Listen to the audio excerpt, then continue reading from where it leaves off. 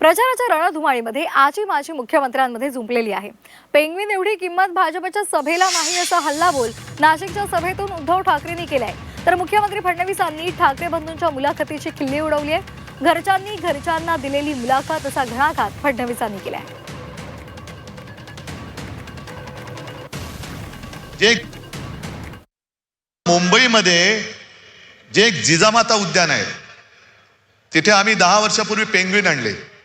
काय टीका केली आमच्यावर, हे पेंग्विन पेंग्विन पेंग्विन. होय, पेंग्विन आम्ही आणले, पण ते पेंग्विन बघायला लोक तिकीट काढून गर्दी करतायत. आणि मी या सभेचा उल्लेख एवढ्यासाठी केला की त्यांच्या सभेला पैसे देऊन माणसं आणावी लागतायत. म्हणजे पेंग्विन एवढी किंमत सुद्धा लोकांच्या लेखी नाहीये.